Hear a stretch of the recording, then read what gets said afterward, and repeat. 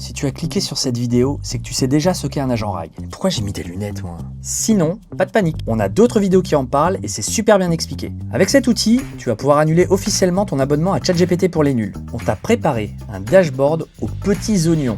Simple, propre, complet. Chaque question posée, chaque token cramé, la fréquence d'indexation, la profondeur de crawl. Et là, on parle pas de natation, hein, même si certains de vos développeurs back-end sont constamment sous l'eau. Tu peux aussi gérer l'apparence de ton agent RAG, choisir ses couleurs, son icône, ses instructions de prompt. Alors maintenant, tu enfiles ton plus beau maillot de bain et tu plonges avec moi dans cette démo.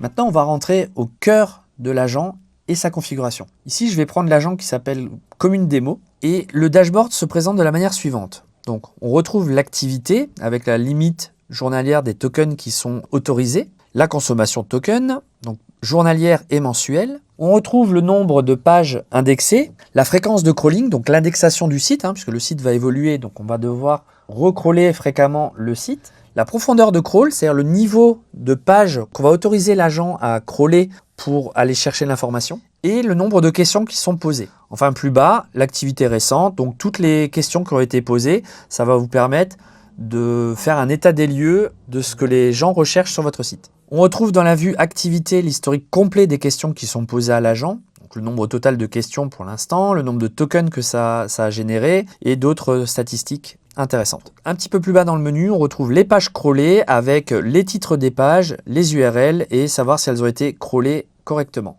L'outil précise qu'il y a eu donc 551 pages récupérées lors du dernier crawl. Enfin, dans les paramètres, on retrouve les informations générales comme le nom de votre agent, le slug, la langue par défaut et également la traduction, donc le message d'accueil qui est affiché aux utilisateurs. On peut mettre à disposition de l'agent des questions personnalisées. Donc, si vous voyez que maintenant il y a des questions qui se répètent, on peut créer des questions prédéfinies pour l'agent. Pour l'instant, on peut en sélectionner jusqu'à 4 qui apparaîtront dans le widget pour guider les utilisateurs. On peut naturellement modifier la question et y ajouter un thème. L'apparence de l'agent, définir une URL pour le logo. On peut définir également une icône, le thème, test de l'agent pour savoir en quelle langue on souhaite le tester et un code d'intégration pour l'intégrer facilement sur le site internet. Au niveau de la configuration technique de l'IA, on va pouvoir choisir entre plusieurs modèles. On va aussi définir les limites d'utilisation, donc en termes de consommation de tokens. Qu'est-ce qu'on est prêt à autoriser comme consommation de tokens par jour,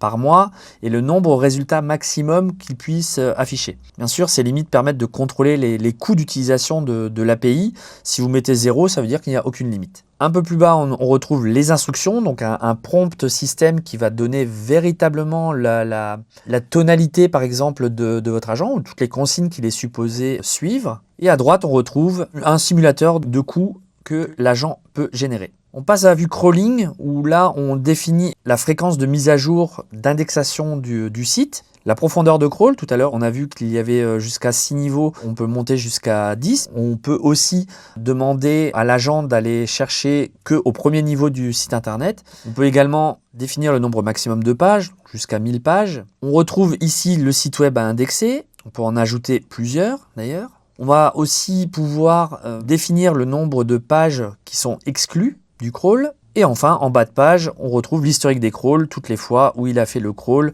combien de pages il a crawlé et s'il a réussi son intervention. Enfin, la partie sécurité, on va pouvoir ajouter les domaines qui sont autorisés à intégrer le script et on va pouvoir supprimer l'agent quand on n'en a absolument plus besoin. Je fais un exemple avec la commune de Bétambourg, supprimer cet agent. Donc là, il me demande de confirmer la suppression et pour que la suppression soit bien volontaire et qu'il n'y ait pas un clic trop rapide, pour la confirmation, on demande de taper le nom de l'agent. Donc ici, c'est commune de Bétambourg. C'est pour ça que c'est intéressant de mettre des noms assez compliqués. Supprimer définitivement, l'agent est complètement supprimé, le slug est à nouveau disponible pour un nouvel agent. L'outil que je viens de vous présenter est une solution digitale dont l'implémentation peut être soutenue par l'État si vous êtes basé à Luxembourg. La subvention peut monter jusqu'à 25 000 € avec les SME Packages. Oui, promis, ce n'est pas un scam. Si vous voulez en savoir plus, on est là. Petit mail, coup de fil, pas un peu boomer de faire ça, un DM, un commentaire sur la vidéo, un fax. Martine, pigeon voyageur, ça marche aussi.